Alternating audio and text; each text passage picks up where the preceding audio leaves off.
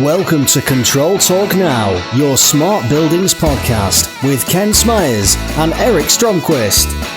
Control Talk Now, your source for control news you can use. And now, here is Eric. All right, here we go, big dog. Hi, this is Eric Stromquist. Welcome to Control Talk Now, your smart buildings podcast for the week ending December 21st, 2014. I am joined, as usual, by the man, the myth, the legend, the one, the only, Christmas Kenny Smyers from Pittsburgh, Pennsylvania. Hey, Kenny, welcome to the show, big dog. Thank you, Eric. Glad to be here, and it's a beautiful day here in Pittsburgh. Nice, crisp, wintry day. How's it down there in Georgia? What do you got, about 75? No, it's overcast, probably in the 40s. Are you going to have a white Christmas up there, you think? You got any snow on the ground yet? Just a little dusting. It's cold. It's like 27 degrees, but no accumulated snow. Well, the community wants to know if Santa is going to bring you a playoff berth for Christmas for your Pittsburgh Steelers. Well, I'm not going to lie. I sure hope so. We will take it. No, I'm kidding. The game against Kansas City coming up a little bit later on this afternoon is going to be the telltale story. They got a tough team, and we're 9-5, and we could walk right into the playoffs. We could win the division if we beat Kansas City tomorrow, and we beat Cincinnati next week. Yeah. Well, I tell you what, Terry Swope and the group out at Link Spring are probably going to root against you there, big dog. Probably going to root against you. So I don't blame them. So as we get closer to the Control Trends Awards, Kenny, we want to begin to acknowledge some of our sponsors, two at a time, our platinum sponsors. So who are our two platinum sponsors for this week's show? Our sponsors this week, Eric, are Contemporary Controls, your ideal partner for applying network technology to building automations, and International Solutions of America, and the great job they do down there providing solutions and systems that work. Well, I tell you, great companies there. We discovered, as we mentioned on the show before, Mike Everson and Julio Rodriguez. Julio's a big Control Trends fan. He reached out to us. We went up, I guess it was last spring or summer, Kenny. Visited their place in Louisville, Kentucky. They are one of the best-kept secrets in the industry, Kenny. They repair legacy fire alarm systems and control systems. So if you've got a real old Johnson system, Honeywell system, and you don't have the budget to upgrade right away, these guys provide a great solution to sort of get you through till you get the money and the budget to update. Case study they had was the U.S. Naval Academy, where they came in and really, truly took a very desperate situation when that hurricane hit the East Coast. One of the biggest, hardest hit was the United States Naval Academy. They had the DDC system. It was over 10 years old, and Hurricane Isabel wreaked havoc. It just left them wet, soggy, and what ISA did was they fully restored the existing automation system, and then also transitioned so that they could migrate successfully to the next generation building controls. When like you said, when the costs abated and they had savings or they had new budgets or whatever. So do a good job out there to help solve real problems that people face. Absolutely, Kenny. Absolutely. And tell us about our other sponsor. Well, Contemporary Controls, man, these guys are, the captains of network technology. And, basically they have the ability to help you solve, connectivity issues. When you're going from this protocol to this protocol, they have the products, but they also have a tremendous support that they have on their site. I go there all the time to get information from their video library or their learning center because they just put a lot of general information about the FAQs for Ethernet, for BACnet, for control link presentations, glossary of industrial terms. I mean, they are like an educational source, a learning center that they make available. They're very generous with all that really important information. They talk about switches, so if you don't know much about what switch, somebody's trying to tell you got to do this or do that, or you need to know about the power over the internet. Power over the Ethernet or fiber optics. Some of these esoteric areas where you don't bump into them all the time. So all of a sudden you have to get smart quickly because you got some business reason to do it, and they give you a lot of information. Great job at Contemporary Controls. Well, you know what happens when you get George Thomas and that guy from Enron, Jeffrey, I forget his name, the guy that went to jail. Those two guys get together and people look around and they go, George Thomas is definitely the smartest guy in the room. We're big fans of George Thomas. He is brilliant. really has added so much to our industry. He captains Contemporary Controls and walks his talk, Kenny. He's involved with the manufacturing, the design, the sales, everything. So congratulations to George and his team at Contemporary Controls. They're both up for several awards, as is our friends at ISA. So good luck to everybody. Be sure to vote. The voting's going fast and furious. The voting period ends January 15th, Kenny. I've had a couple more questions. People are asking why they have, not a lot of people, but a few people are asking why they have to complete the whole ballot.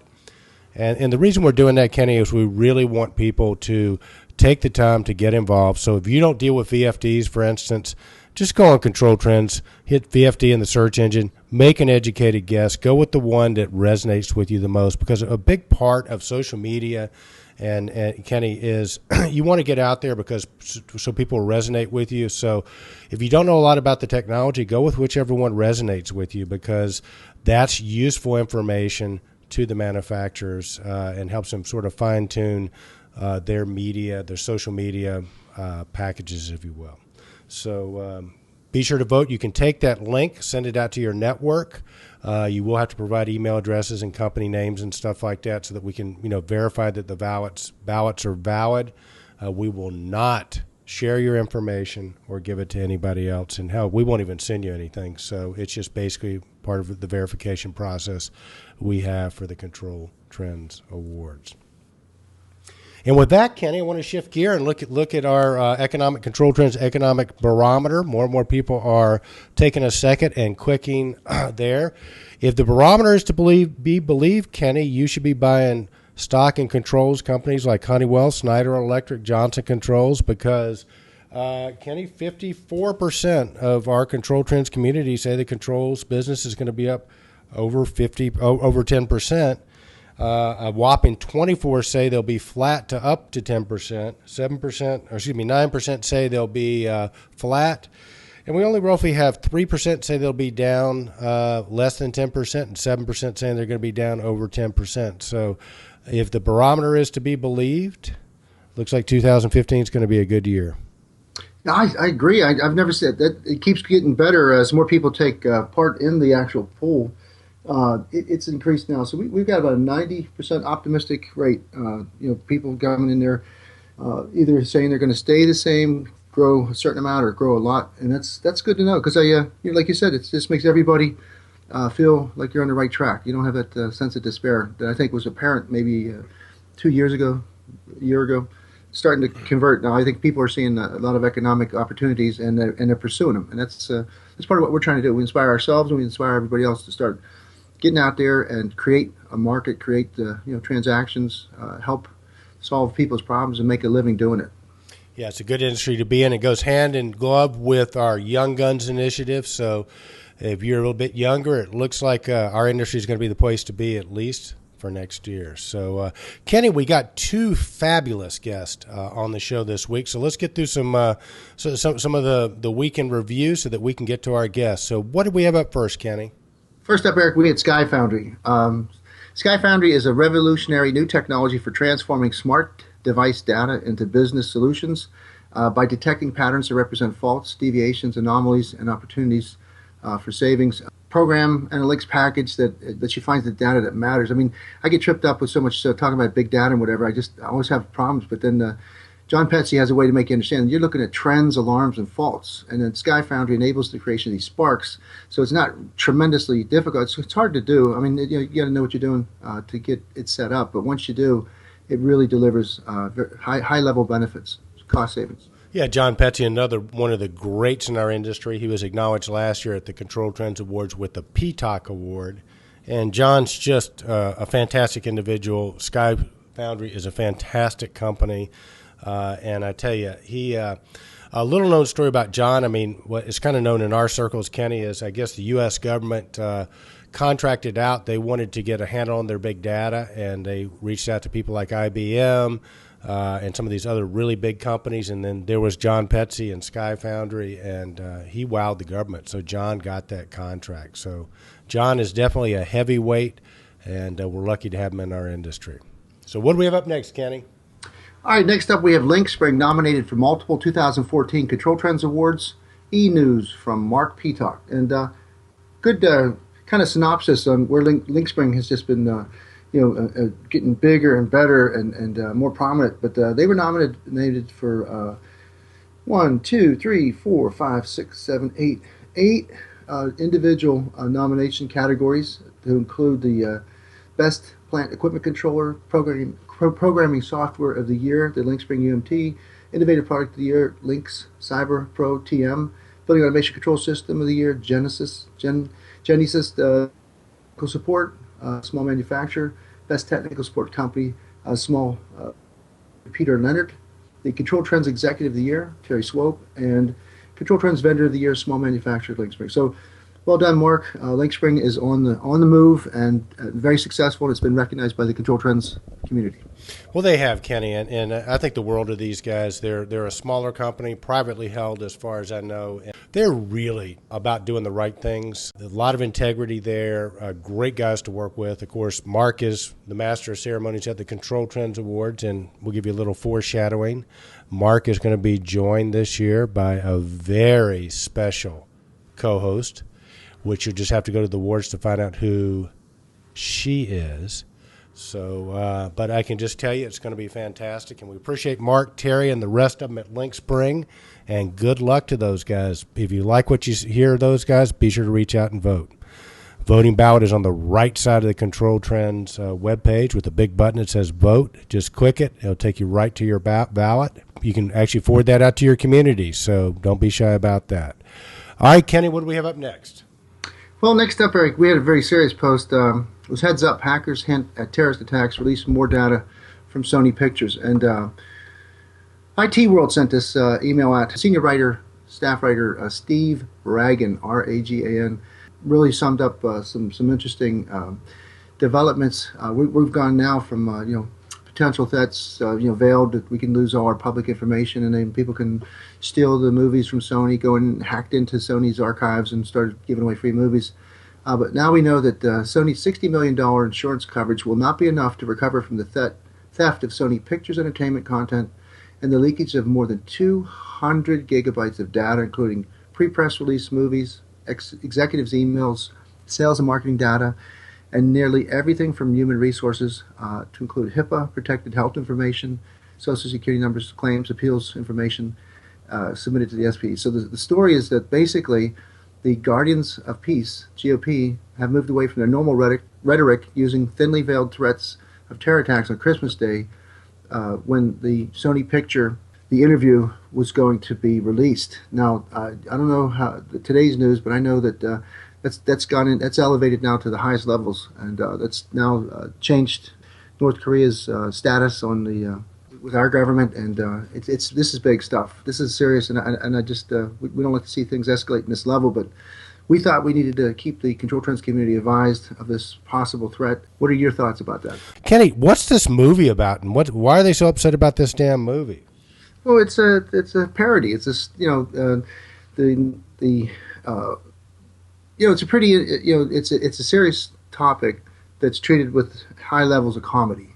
And basically, they talk about taking a hit on one of the world leaders using a couple of guys that bungle everything up. So it's like a Maxwell Smart type of thing where it's for entertainment. And I think these people took this as a serious attack on their credibility, on their leader, and they had some technical assets that they were able to employ to counter the parody. It's kind of like an oxymoron. I mean, the Guardians of Peace and they're threatening violence. That I've never heard of the group before.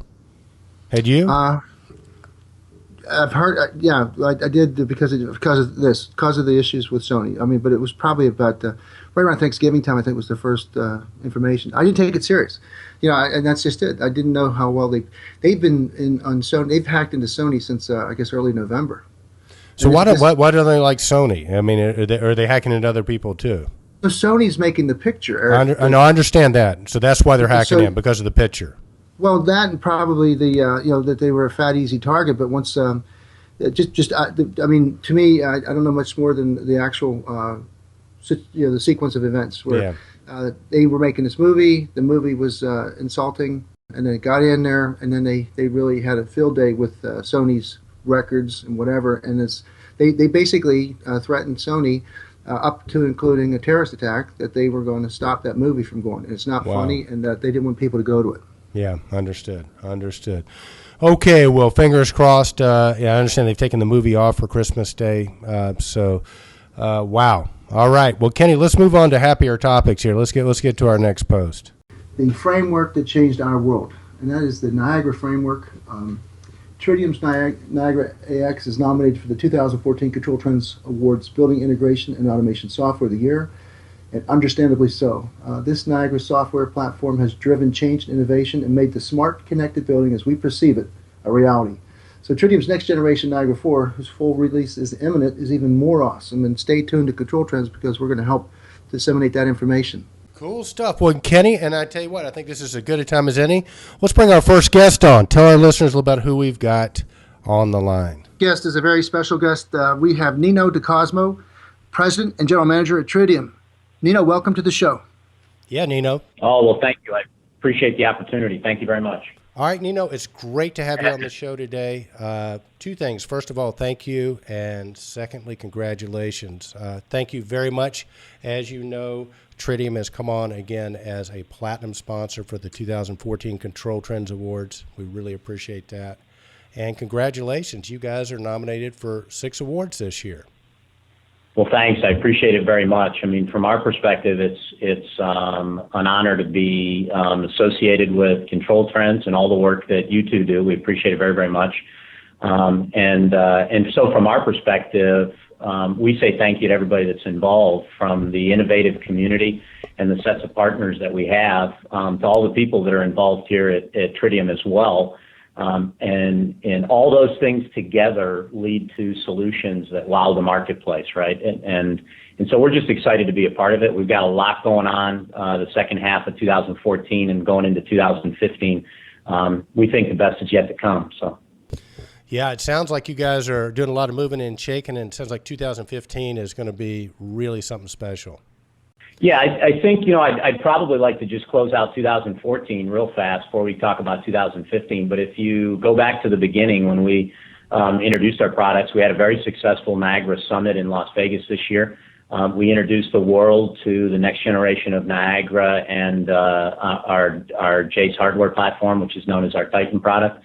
And so the second half of the year, we really moved into high gear on the development of those products, and they're going into early adoption and beta as we speak. So the community is already starting to get a working knowledge and flavor of those products. And we launched the largest ever beta program, early adoption program in the history of the company. We had over 250 applications to take the product into production environments, and so we're working through the selection of our partners that are going to take those products and put them into early stage production. And we're asking for all the feedback in the world because we want to make it a truly epic launch and a product that's gonna wow and change the world. So we're really excited about that. That's been our focus for the second half of the year. But along the way, we also launched our Niagara Analytics framework. That happened back in the October timeframe. So that's a sub-framework that offers Niagara as a single tool to include analytics capability and work order management capability. So we've really expanded the framework in a real positive way, and we're getting a lot of initial uptake on that product. That's pretty exciting to see. And then the last thing we did, if we didn't have enough to do, is that we launched Niagara into the data center community. So from a commercial building segment, we've been putting Niagara into data centers across the world, but now we've started to expand and said, hey, if you're in the data center production environment, which is the white space where all the servers and all the data actually exists, you can use Niagara in there too. And so we're starting to tell the world about how Niagara can be used as the software backbone for the facility beyond just the traditional HVAC and other systems in the facility, can also go into production environments. And so it's been a busy time, but we're really excited, and all of that led to a couple of nominations for some awards, and we couldn't be more honored to have that opportunity.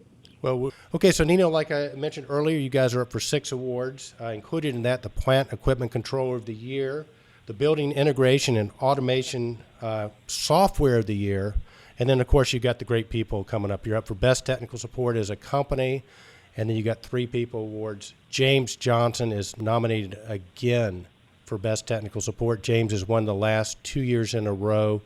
And John Sublet's up for the PID Award, Professionalism, Integrity, and Dedication. And, of course, you're up for the HVAC Controls Executive of the Year, so congratulations to all the folks. So what can you tell us about James and John? Yeah, well, I appreciate it very much. You know, it's an exciting opportunity, I think. If you look at the products, and certainly we're honored to have those awards for our products, but you really nailed it. At the end of the day, you bet on people, and those are the people that are going to innovate and ensure that the products are world-class and that the services we provide are world-class. So when you think about the award for Best Technical Support, we're really excited about that because we announced at the summit, and we've spent the last 6 months overhauling our approach towards customer experience. And so we've centralized some of those operations within Tritium. We've invested in new technologies. We've brought in new people to help us with that, as well as blending the team that was here. And so to have an opportunity to recognize that from the external community, then that's absolutely fabulous. And then if you get a little more specific and you start to look at James Johnson, he's absolutely tireless. And so he deserves an opportunity to be recognized. And I think it's going to be consecutive years for him, right? Yes. Because he just does a wonderful job of working with customers on a regular basis and trying to make something that can be quite technical and complex into something easy to absorb for our community so they can go ahead and deploy solutions in a positive way. And then finally, what can you say about John Sublet? I mean, he was here from the beginning, right? So he continues to have the energy and the creativeness necessary to innovate across generations of product. And that's a pretty special thing. Not all founders can do that for extended periods of time, but John's been doing it since 1996. And you know what? He brings the same energy every day that I know he did in 1996. It wouldn't be possible for his energy levels to be I can't imagine if they were higher. Let's just put it that way. Yeah, phenomenal team you have around you. And Kenny deals with James Johnson on a fairly regular basis. Kenny, what can you say about James? I mean, I hear you talk about him all the time. Well, he's just, I think he is one of the sharpest knives in the drawer. Plus, he's so fun to work with, and he's just plain smart. He's got a great background. He does above and beyond Vicon Pro. He does additional training. So, as Nino mentioned, he takes applications to the level where the Niagara community can use them and make them repeatable, successful applications. And he's one of my favorite people of all time. So he won 2012, 2013. He's certainly in the running for 2014. So, Nino, with all these great products and great people, talk a bit about your philosophy and your company's philosophy around this. You must spend a lot of time sort of dialing this in. Yeah, we've spent a lot of time over the last 20 months, I guess, since I came into Tritium, looking at, what has made us successful, and then how do we take that success and those characteristics of success and translate them into opportunities to continue to expand the Niagara framework and the deployment of the Niagara framework. And so we made a couple of key decisions. We knew we had to bring out the next generation of our products. So Niagara 4 and Titan are going to be announced and released to market, like I said, in the first half of 2015. We're on track to do that. And what those products are going to allow us to do is we've built in world-class user interface, user experience. We've brought things that used to take weeks in Niagara AX down to minutes, if not faster. The way that it manages and devices and systems and the interoperability of those has been improved dramatically, as well as looking at how we make it more scalable across extremely large hyperscale deployments and more secure across those deployments as well. So those are just a couple things, but we knew we had to do that if we wanted to continue to expand the commercial space that we're in now, but also give the opportunity for that product to go even farther than that. Because what we also found, besides the fact that it was requiring, a next generation of products, what we also found is our systems integration community and all our partners had taken Niagara to places we never dreamed of.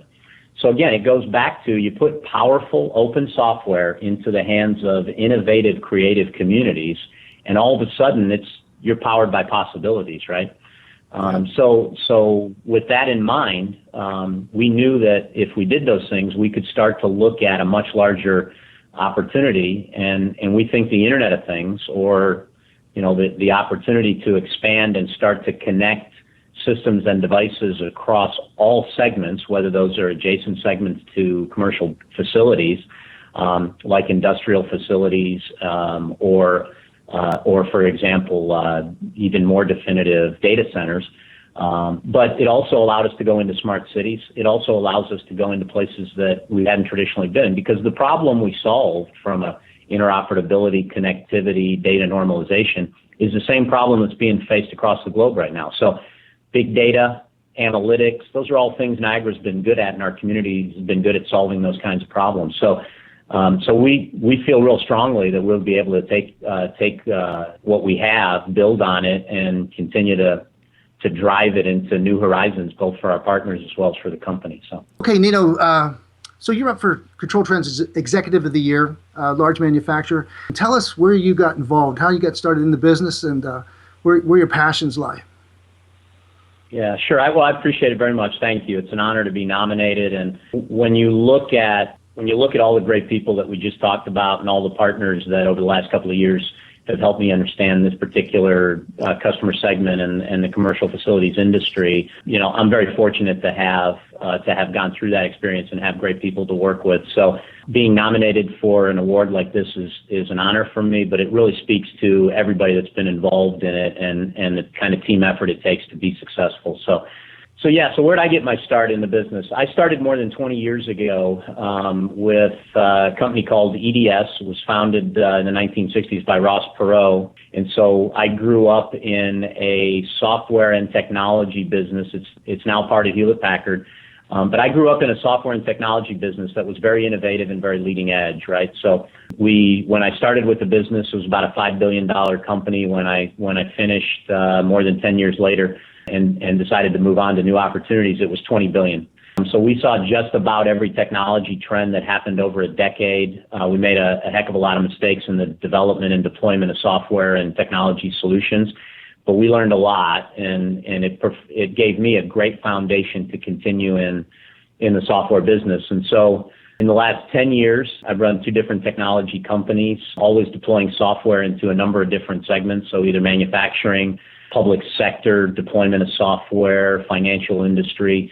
So a number of different segments, always deploying software and solutions in a global environment. So for that, when I was approached about the opportunity for Tritium, it really provided a good foundation for continuing to try to build out the Niagara solution. And the thing that was attractive to me is that very seldom in the career of a technology leader you get to work on a framework technology. The framework technology, like an OS, allows you to connect systems, connect devices, build on it, build with it. And so it really provides a degree of flexibility that in the right hands of creative, innovative individuals, you can really change the world. It goes beyond just saying, hey, can we turn the lights on and off in a building? But it really goes to the point of where you make the world a better place. You can deploy it inside the buildings. You can create a better situation with carbon footprint, energy savings. I mean, the list goes on. And so that kind of opportunity is one that you don't pass up, and one that felt like the right next step in my career. And so it's exciting to be here, and I plan on being here for as long as everyone will have me. Well, I'll tell you what, Nino, I love your passion. The story that I'd heard about you was when you first started with the company, you actually got out on the road and spent time riding around in the cars. I know our friend Scott Cochran, who is a big Niagara partner, was really impressed with your willingness just to get in the car with him and ride around and talk to customers. So you fostered a lot of respect with that. But I've got to ask you, I hear so much passion in your voice about technology and innovation. Who are some of the people, when you look out in adjacent industries, that you admire and think sort of get it? Well, that's a great question, right? Maybe I'll answer the question a little bit different if I can, Eric. Sure. So a couple ways. When I started in this business, it was made very, very clear to us that business happens with customers in the field. And so a lot of things that happen in the office are interesting, and you got to spend time there, and you got to make sure the business runs. but you need to spend time in the field with customers. They educate you, they help you understand how your solutions are working or not working, and they help you understand how to innovate, right? And so I will always spend my time in the field with customers. I never turn down an opportunity to have a conversation with a customer. You know, you mentioned Scott. Scott's a great innovator and very visionary in the segment, right? So was a great opportunity to spend some time with him and others along the way that taught me about the business. So that's something that I think every good leader does. Your question says, hey, who in the technology industry? There's a lot of great ones that I can easily point to and say, hey, look, disruptive change, right, with what Steve Jobs did the first time and the second time at Apple, what Bill Gates did the first time and the second time at Microsoft. What I mean by that is the initial 20 years at Microsoft and then the last 20 years at Microsoft, if you will, and how they drive innovative change. I guess if you ask me who are individuals that I've looked to and tried to model myself after, or at least understand better, I would probably go back to, and this is probably going to sound a little corny, guys, but I'd probably go back to and say, hey, look, it's great leaders like Abraham Lincoln, yep, who managed a country through disruptive changes and kept an organization together, brought it together, and kept it moving forward in a positive way. We can debate that historically, that's fine. But those are the kind of leaders that come with integrity, that come with fortitude. And I feel like if I bring that to every opportunity that I take, that's the kind of thing that's gonna ultimately lead to success, right? And you know what? That's why John Sublet's been successful and why he's up for an award that talks about fortitude and integrity, right? So you look at leaders like that over history, and you say, wow, there's somebody that you got to point a finger at and try to emulate, because you're gonna be successful if you do that. Oh, well said, Nino. Well said. Do you see the building automation controls now being in a disruptive phase, or is Niagara all about creating disruption to take things to the next level?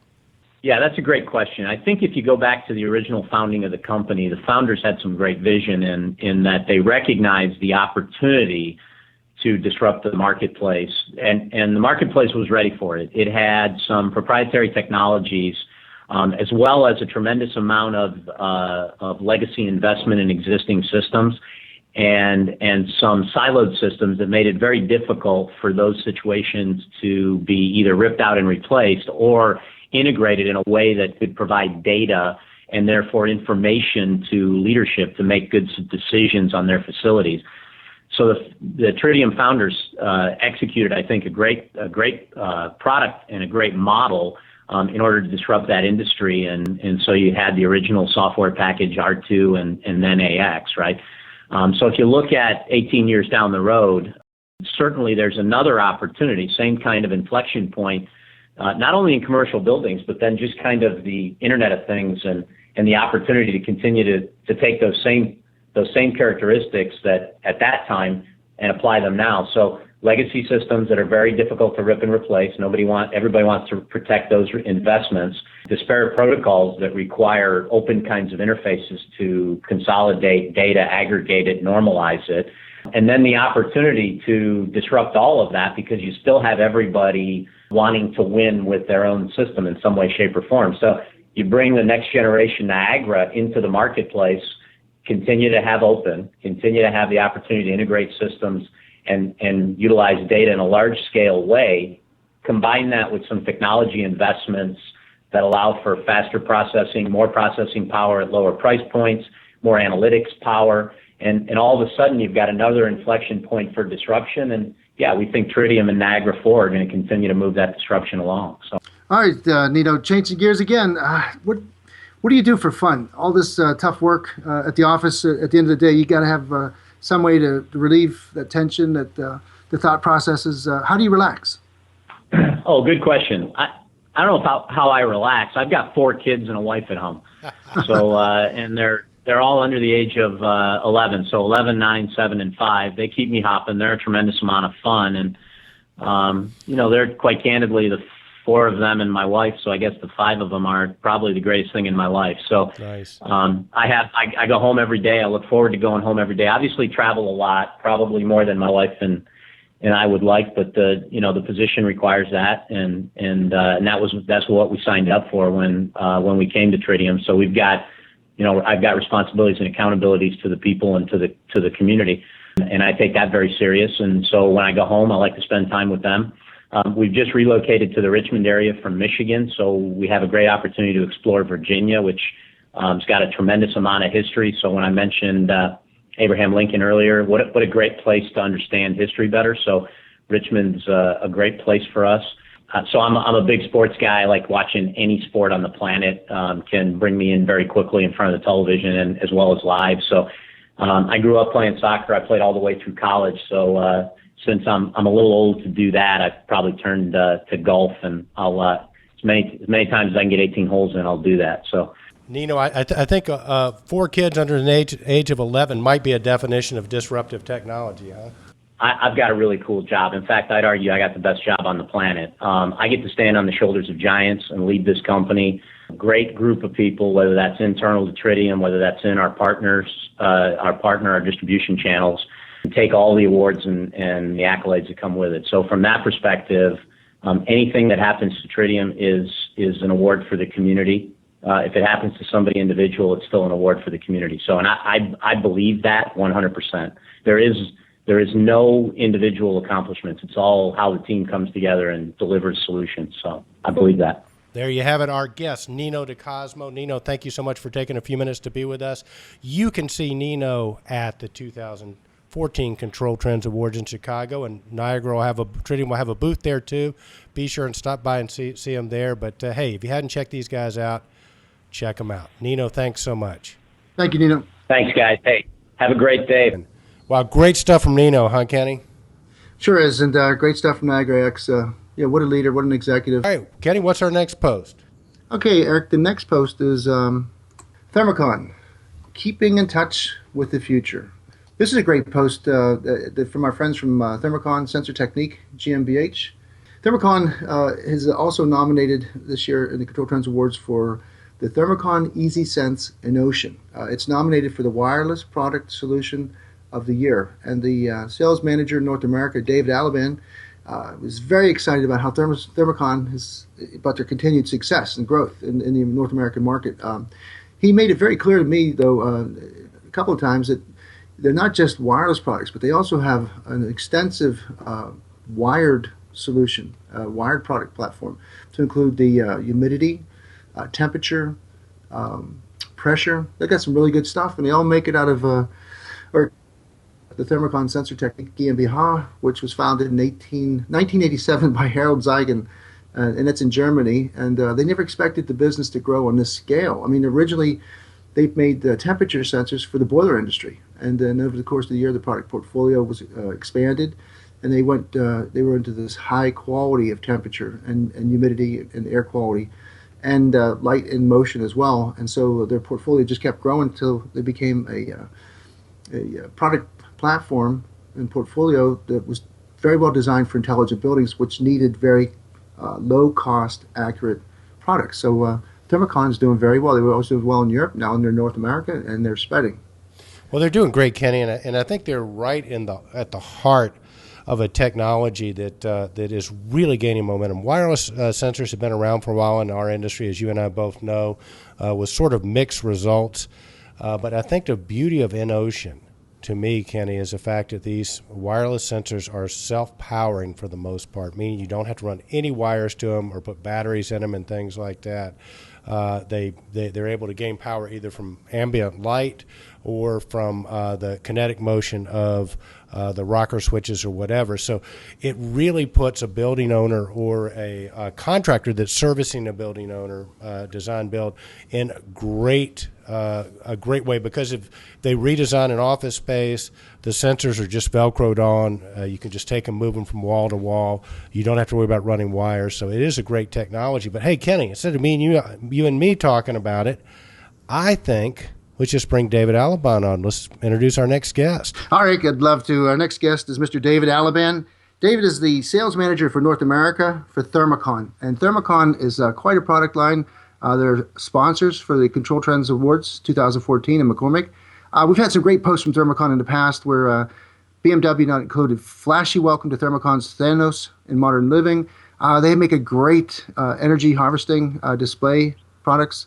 And Welcome to the show, David. Yeah, David, welcome. Hey, thanks, Ken. Yeah, thanks, Ken. Thanks, Eric. Pleasure to be here, as always. So, David, first question our listeners want to know, because if you haven't seen some of the wonderful advertisements that Thermocon's done with the beautiful women taking showers, the first question our audience wants to know, is it true, David, that you actually interview and select the models yourself? Yeah, that's of course, that's the reason why I took the job, Eric, to be honest. David, Thermocon does. That's good stuff. All right, well, so glad we got that cleared up. Now that the serious stuff is taken care of, we can get down to business here.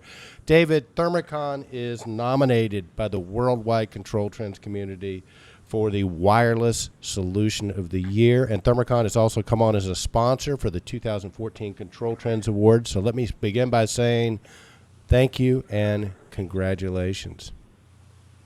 No problem, Eric. It's a pleasure. It's a pleasure to be involved with Control Trends.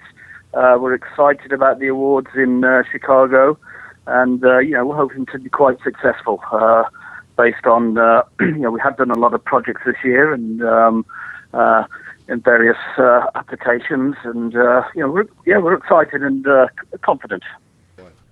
Hey, David. In review, why don't you tell our listeners about Thermocon? You're a worldwide company, and you've made a very strong inroads to North America. Tell us a little bit more about Thermocon. Okay, Ken. Well, Thermocon, this is our 27th year in business. We're a multinational company. Headquarters is in Mittenau, which is in the Hessen region of Germany, where we have about 150 employees. We have locations in Asia, Europe, and over the last 18 months, we've had Thermocon Americas to support the North American market. Right.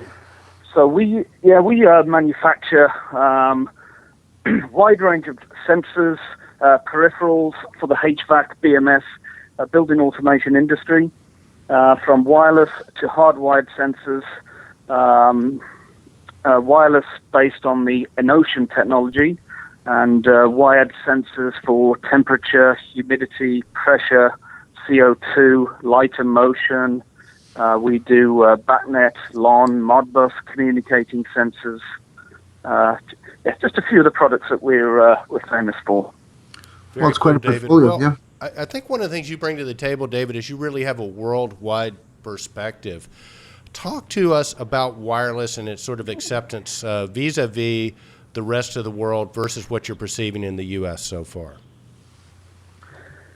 Okay. Well, the Enocean technology and the Thermocon EasySense products has been very well received throughout of Europe with the 868 megahertz frequency. But we're seeing a big increase in interest in projects potentially and completed for North America, especially with the new 902 frequency that Thermocon and Enocean is using. It's a lot better signal, more stable, more reliable signal strength. But talk about more in depth the hardwire solutions that you have. People don't realize, I don't think, in the North American market, how good your products are, how your bread and butter products are hardwired, and you really have great products for CO2, temperature, and humidity. Could you go over that again? Yeah, sure. Thanks, Ken. We are famous for Enocean EasySense technology in North America, but as I said before, it's our 27th year in business, and we started off as a manufacturer of temperature sensors for the heating boiler industry. And our portfolio has grown to all kinds of hardwired temperature sensors, from passive NTC sensors, thermistors to RTD sensors to high temperature sensors. We have wired humidity sensors, both wall-mounted and duct-mounted. We have just standardized on our 2% accurate humidity sensors for temperature and humidity combined. All the products are NEMA 4 rated for North America. We have a 5-year warranty on all of our wired sensors. We have a nice range of CO2 sensors as well. which duct-mounted, wall-mounted again, with LCD and LED display options, wide range of pressure sensors as well for air and liquid, and wired light and motion sensors. We also do a lot of room operating panels and high-end looking devices, very contemporary for high-end projects, residential, high-end commercial. Well, David, that's fantastic. But, for our use, our audience includes, in addition to systems integrators and contractors, we also have a lot of end users and architects and consulting engineers that listen to this show. For those people that might not, really be familiar with the latest in wireless, I know when wireless first came out, there were some glitches. To this day, I talk to, consulting engineers and people that are afraid of it. Talk, if you would, about first of all the advantages of going wireless, which some of them are very, very obvious, but also some of the advances in technology and what applications would be good and what applications to stay away from, if that's not too broad of a question. Okay, yeah. Well, the wireless technology has come on a lot over the years, and on the day-to-day we do face skepticism. The technology has improved. We can do a lot more. We've got a lot of different options. One of the first, new technologies is the new frequency for North America. As I said before, it's the 902 frequency, which is a lot more stable, a lot more reliable versus the previous 315.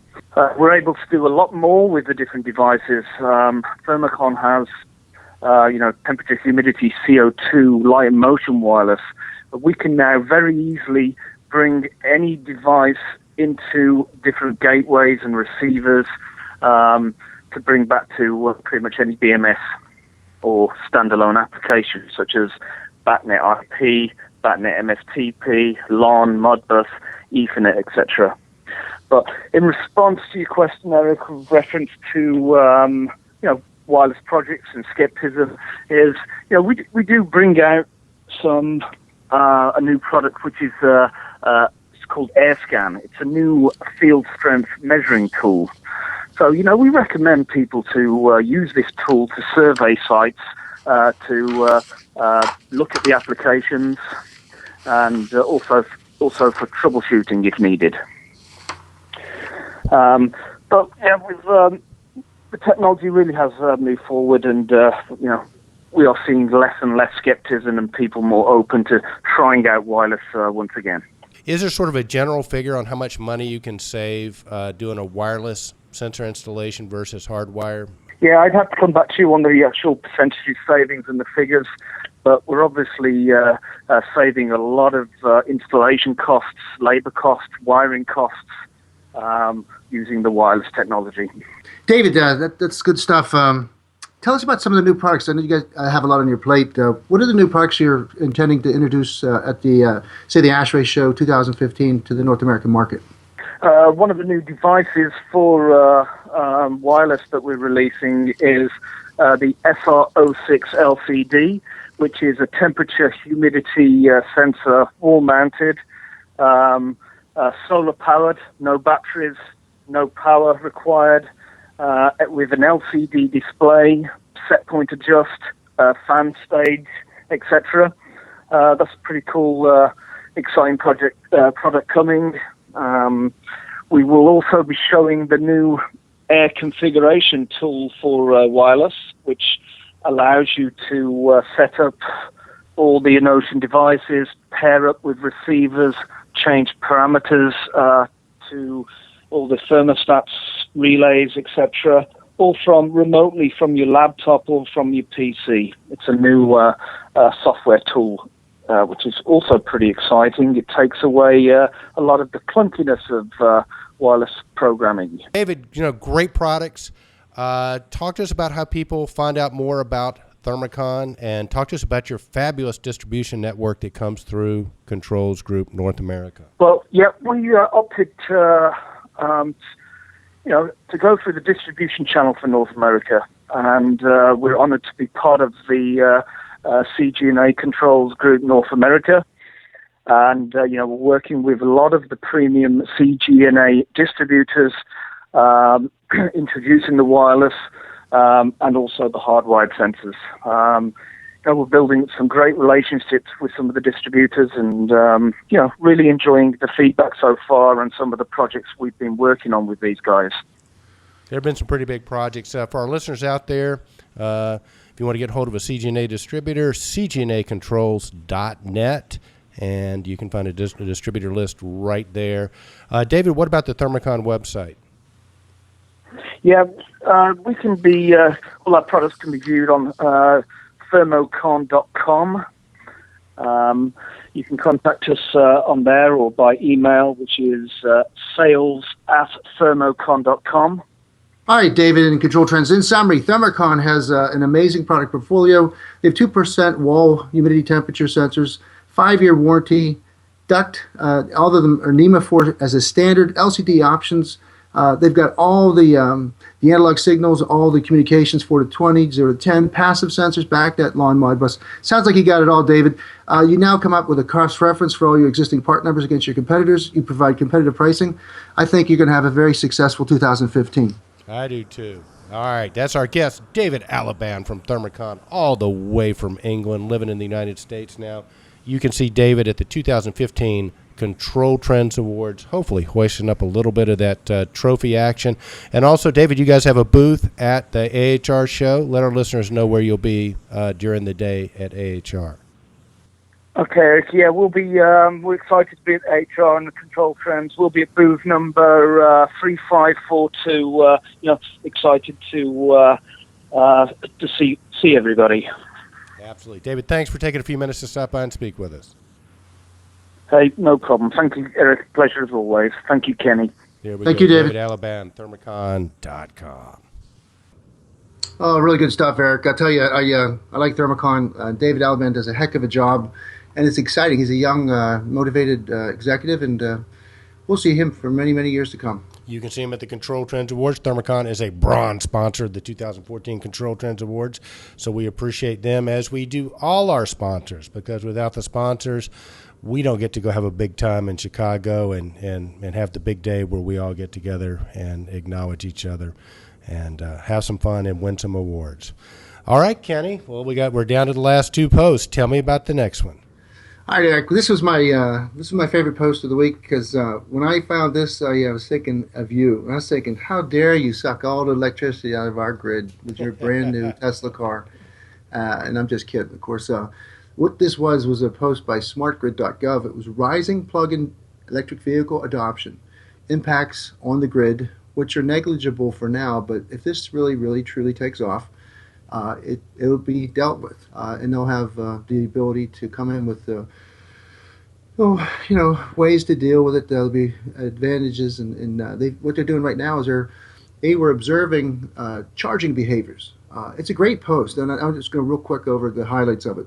But they took a bunch of utilities and a bunch of participants, and they basically observed charging behaviors, the grid technology issues. And just to go over them real quick, the charging behaviors, the vast majority of in-home charging participants charge their vehicles overnight during off-peak periods, off-peak being central to this post. Where offered time-based rates were successful in encouraging greater off-peak charging, lessening the impact of the grid. Public charging stations usage was low, but primary took place during business hours, and thus increased the overlap with typical peak demand periods. So plug-in hybrid owners frequently used the often free public stations for short charging sessions to top off their tanks. So grid impacts. The length of charging sessions and the power required varies based on the vehicle model, charger type, and state of battery discharge. The average power demand to charge most vehicles was 3 to 6 kilowatts, which is roughly equivalent to powering a small residential air conditioning unit. However, depending on the model, the load from one electric model can be as high or as much as 19 kilowatts, which is more than the load for most large single-family homes. And I was wondering which model that was, but I don't think it begins with a T. Probably not. Huh? It probably does. And then the technology issues. Faster chargers require more expertise to install in homes and public stations. Installing a 240-volt charging station, which typically charges 3 to 5 times faster than a charge using a standard 120-volt outlet. So But the 240-volt installation requires a licensed electrician, occasionally service upgrades, and public charging stations that are going to use the rapid charger might not be able to get their money back in time. So because it's a high cost, and it requires substantial coordination with equipment vendors, installers, host organizations, has to deal with safety, code requirements, etc. And so the low usage of these stations would require longer capital cost recovery without substantial growth in usage. But they did find out that there was some communication issues. Some utilities found that residential interoperability problems in communication between the smart meters and the charging stations. They found that the devices, they got communication protocol interface and integration issues, Eric. So there it lies in our BAS integration rub. We can go in there and help them. We can have contemporary controls create a router that'll take the unsuccessful communication protocols and make them successful, because they found out that the two devices, they did like a random, or not a random, they did an intense evaluation, but they connected successfully in only 50% of the times. So when they're trying to do load reduction events, they could not send a signal to the smart meter and turn the charging station down or off. And so that was an issue that they got to resolve. So that's a heck of a report. Well, it is a heck of a report, and haven't had for our listeners who might not know, I've got a Tesla about a month ago, so I've had it about a month, and Kenny, I tell you, it is it's a change. It's great, but regarding the charging, I mean, it's a little bit like when you go to the when you have a gas car, you wait till your tank gets near empty, you go fill up, right? I mean, that's the behavior. Well, with a electric car, you never want it to go down very low, so you are constantly topping it off, as they say, because if it goes down low on a 120-volt charger like your home, if you're just plugging to 120-volt, you're probably going to take 2 days to recharge the car, okay? If you have a 220, you're talking 6 to 8 hours to recharge it. The superchargers are great, and Tesla just put 4 in near me, and they're fantastic. You plug those in, and it's free, which is great. You plug those in, and you're completely charged in an hour or less. And they just added 10 more at another location, a big mall here. So Tesla is all about getting those supercharging stations out. But that being the case, most people, like I have 220 volts at my office, so I actually charge every day. I go into the office, back the car up, plug the charger in, and while I'm at work, my car charges. So I always have a full charge on it. So it would be very interesting to see, how they're going to do that. And I think, it does create a great opportunity for us, because they also, at least in Georgia, Kenny, are offering buildings tax breaks to install the electric chargers. So, if you're a commercial building, I can very easily foresee that becomes a load that you'll shed during the peak, and you'll definitely have that on some sort of a time of day programming, or you'll have the ability to, use one of the access, like a card access or something, where you can charge them for the usage of the electricity. And there are a bunch of, there are free chargers around town, County. There are a bunch of them that you have to pay. And, you basically go online, you get a code, you enter the code, and they bill you 3 cents a minute or 2 cents a minute or whatever. It varies. So I think it is, I don't think the electric cars are going to go away. I think we're going to see them continue, Kenny, but I think there's a lot of business opportunity around that technology. Well, I remember the enthusiasm we had when you first got that, and I did some research, and it seemed like such a immediate, inevitable thing that the electric cars were going to just kind of take over in a much faster. I think we said 10 to 20, where we'd have that, where you don't have a cycle change, you have structural change, and but I still see the way the documents regarding the smart grid and the whole thrust behind it is that this is not going to stop. They're going to force feed this electric car industry into our society, and I think because number one, it's one of the structural changes that you're saying. It's lessening the carbon footprint, so it has a lot of good social powerhouse behind it. There's powerful forces that it's a good thing, but it's also a new industry. So you have a lot of big business people that are saying if you can't beat them, join them. And all of a sudden, you're going to see just a tremendous technology thrust into this industry. Everybody's going to have a product for electric cars or charging stations or whatever, and it's just going to, again, it's going to take a slowly rotational, force. But once it gets going, I think we're going to see rapid adoption of electric cars, not just where I live. You couldn't live in Pittsburgh without a car because the transportation systems they're so inadequate. We don't have any trains. We don't have any local. We have buses, but you got to walk them out of the bus station. I mean, you see kids walking and to and fro, and you know where they're headed to. They're headed to the closest bus station, and then when they do their best, but everything's just so wide and distributed and not really thought out for mass transportation purposes. Well, I think this electric car is going to go into these gigantic cities like New York, L.A., or whatever, and they're going to, just like we see bicycles being parked, and you put money into the thing and you drive the bike to the across the city, park it again. You might see something like that with electric cars, Well, I think you will. And it's funny, one of the places I pulled up to charge a couple of weeks ago, the chargers were made by Siemens. So some of the controls companies are already into it. But Kenny, I could argue that if you think about nuclear power, if everybody got electric cars and you went back to nuclear power, I mean, you get such a leverage point on that you would be tremendously more efficient and cleaner unless you had a nuclear power accident.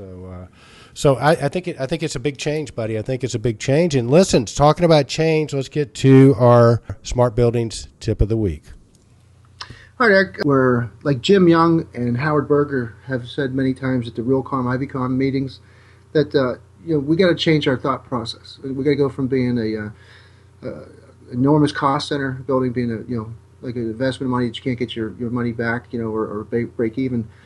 Change that mentality from cost center to strategic contributor, and it really goes in parallel to what we're saying now. We do a lot of jobs where our primary interest was to save energy and become more efficient, and set up energy strategies, and from night setback to staggered staggering the equipment when they come on, et cetera, et cetera. So we have all these great things, but then the real benefit and the genius behind it was the operational savings. So now that we're getting the big data and we're aggregating that information, we are now seeing how operational savings can be equal to or more than energy savings. Well, this paper talks about how facility management teams can play a more strategic role in organizations, insights into how facility management teams can contribute to business goals, examples of real-world results, and then the tips and techniques for saving time and decreasing costs and supporting energy-efficient practices. Now, this comes down to Accruent gives you 7 ways to save time, cost, and energy, and that is move to the cloud. Managing facilities on-premise systems requires internal IT hardware, et cetera, et cetera. You can read that report, but they're saying how much of this is being done manually, and how that is such a system there that it's incredibly inefficient and expensive. Embrace customer self-service. So whether the light bulb needs changed or a chiller's gone down, letting the customers handle some of that servicing is a benefit. And instead of having multiple full-time employees running around and dedicated to do this, if you incentivize the attendants that and it's almost like self-service gas stations or ATMs, the concept is if you gave them what they needed when they needed it, they would make that problem go away quickly because they want it done. So instead of being a source of aggravation for how long it took you to get there, they did it themselves. So again, and then the automated the work order processes. Integrate your work ordering processes in billing together so that it's not a two-step function. Move beyond spreadsheets to preventive maintenance for preventive maintenance and repair versus replace decisions. And finally, there's 2 more. Connect with your vendors, and that's where we get involved. And that's where that's what caught my eye. In other words, we've seen Yardi out there with software, and it ties it right to social media, and then it ties into Google Glass. So all this information plain lands, you can see what the cost per square foot is in a city. Within that building, the efficiencies are so incredible because they know how to make the cost per square foot go down and be more efficient. But when it all comes down to it, that HVAC and the things that create comfort that make that real estate valuable and keep tenants happy is where we get involved. And so there's a direct invitation to become a partner at that point in the conversation. And then finally, you have access your data and use it. So there we go with our third party, our analytic people, our Sky Foundries. There we go with our data visualization, our DG Logic, and our J2 Innovations. And so it all kind of encompassed everything we're doing. So I'm seeing this synergy coming, squeezing together, and like you always said, if you're good at integration, you're never going to go for want. And but I see us like getting smarter. We're finally getting the other conversations and how the real estate world talks and how we can talk and how that talk now belongs in that same portfolio. And instead of being two separate entities competing against each other, we work together and do that synergy. And I think it's where Niagara X comes in, by the way, because they're going to put all that into a single framework that can basically handle now probably tenant billing. Oh, I know they did because we've already done that. But I mean doing this the maintenance, preventive maintenance, and having an active program that's based on data that's coming in from your HVAC equipment. So instead of having two separate things and having them merged in some SQL database, you have it as part of your initial framework. Well, I tell you what, something, Kenny, and Howard Berger, Jim Young, those guys, Realcomm, Ibicon, I mean, that's the place. That's Mecca. That's where you want to go. Kenny and I have covered those conferences in the past. They have them twice a year. I think the next one, Kenny's coming up this spring, and I believe it's in San Antonio, Texas. If you're an integrator or a user, that's where you want to go. That's the intersection of technology and best business practices. I think Jim and Howard are prophets in our industry. They really, they point the direction, right? They stay out front, and I think you're right, Kenny. I think this is very compelling. You think of it as being a strategic asset versus just saving energy. I think saving energy is the bonus here. It's not the reason to do it anymore. There's so much more you can get out of the system. So good post, Kenny. That's your smart building tip of the week. All right, Kenny, and with that, I tell you what, we were running a little bit long today. I want to say a special thanks to our guest, Nino De Cosmo from Tritium, David Alaban from Thermicon, and we appreciate our listeners. I hope you guys have a great week and a great Christmas next week. Stay safe. Stay out of Sony movie theaters. You'll be okay. And stay tuned next week, Kenny. We've got our guests will be John Sublett from Tritium and Terry Short from Lake Spring. So with that, Merry Christmas, Kenny, and stay in control. Indeed, Eric. Indeed, Kenny Smile.